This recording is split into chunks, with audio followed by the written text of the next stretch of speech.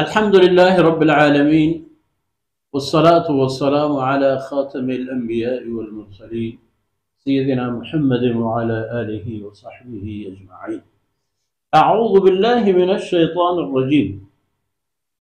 يعملون له ما يشاء من محاريب وتماثيل وجفان كالجواب وقدور الراسيات اعملوا آل داود شكرا وقليل من عبادي الشكور.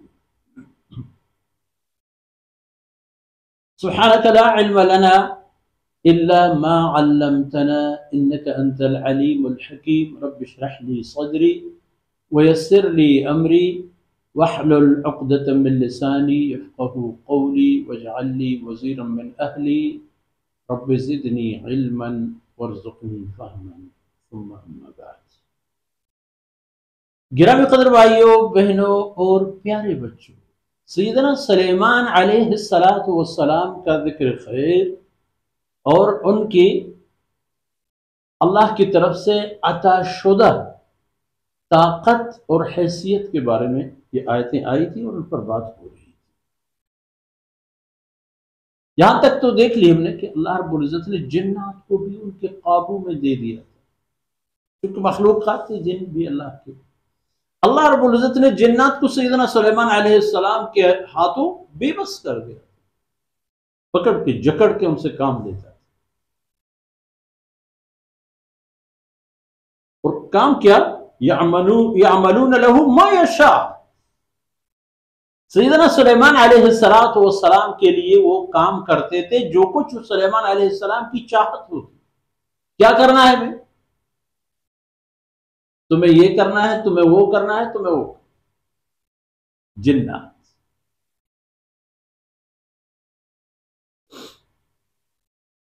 اب سلیمان علیہ السلام کی اکثر جو ان سے خدمت لینے کا معاملہ تھا، ایک یہ تھا یعملون له ما یشاء من محاریب، اعلیٰ قسم کی محکم اور مضبوط قسم کی عمارتیں جو ہر طرح کے حالات کو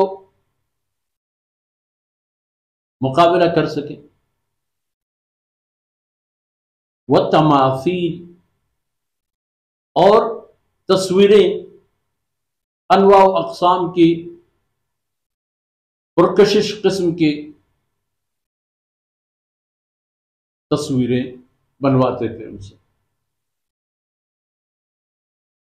وجفان کالجواب، اور ایسے بڑے بڑے کاسے بنا لیتے تھے سیدنا سلیمان علیہ السلام کے لیے ان کے چاہت اور مرضی کے مطابق، جو ایک ایک کاسا اتنا وسیع و عریض ہوتا جتنا ایک حوض ہو، ایک تالاب ہو. ایک بڑے تالاب کی مقدار وہ کاسے بنا کے اس کو دے دیتے. وقدور راسیات، اور اتنے بڑے دیگیں بنا لیتے تھے کہ ان کو اٹھایا نہیں جا سکتا تھا، وہ اپنی جگہ پر رکھ کے اسی کے اندر ہی سب کچھ پکایا اور بنایا جاتا تھا. اور بھی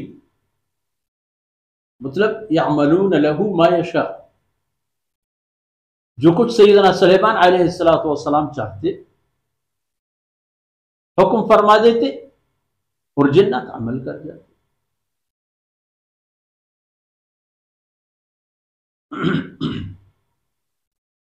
فرماتے ہیں اس کے بعد جب سیدنا سلیمان علیہ السلام، دیکھیں والد محترم کی بھی معجزات عجیب و غریب تھی. النا له الحدید، گوندے ہوئے آٹے کی طرح لوہا ان کے لیے نرم. اب ان کے صاحبزادے کے لیے جنات کی پوری طاقت ان کی مٹھی میں بند. ایک جن اتنی طاقت کا مالک ہوتا تھا کہ جو پورے دنیا کو تہوبالا کر سکتا تھا اپنی طاقت کے بل بوتے. لیکن اللہ نے جنات کو سیدنا سلیمان علیہ السلام کے اس طرح تحویل میں دی تھی جس طرح میرے اور آپ کے اختیار میں اونٹ اور یہ بڑے بڑے حیوانات صرف بے بس ہوتے تھے سلیمان علیہ السلام. سیدنا سلیمان علیہ السلام سے فرمایا گیا اعملوا آل داؤد شکرا، داؤد کے کنبے کے لوگوں شکر گزار بنو، اپنے رب کی شکر گزار بنو، اپنے رب کی شکر ادا کرو، کیونکہ ویسے بھی قلیل من عبادی الشکور. ربنا نشکرک یا اللہ، قلیل من عبادی الشکور، میرے بندوں میں شکر گزار بہت کم ہے. کوئی بھی ہو، اللہ رب العزت کی شان شکر گزاری کیا ہے شاید کوئی پہنچے، لیکن انسان کو کوشش کرنا چاہیے. اور یہ تذکرہ دراصل انبیاء علیہ السلام کی ہے جو امتوں کے لیے ہے، اور امتوں میں آخری امت محمدیہ ہے. اللہم صلی وسلم علیہ، جناب رسول اللہ صلی اللہ علیہ وسلم کی امت جو داعی بھی ہے، جو مدعو بھی ہے، جو مجاہد بھی ہے، جو زاہد بھی ہے، جو تاجر بھی ہے، جو زمیندار بھی ہے، جو رعیت بھی ہے، جو حاکم بھی ہے. ان سب کے لیے اللہ کا حکم یہی ہے کہ جو کچھ اللہ نے تمہارے لیے مسخر کیا ہے یہ اللہ کی طرف سے جان لو اور ان کا شکر ادا کرو. اور شکر یہ ہے کہ اللہ کی عطا کردہ نعمتوں کو اللہ کی رضا میں استعمال کرو، ان کو اللہ کی ناراضگی میں نہ لگاؤ، اللہ کی ناراضگی میں دلیر نہ بنو، بزدل بنو، اللہ کی طاعت میں جلد بازی کر لیا کرو تو بات بنے.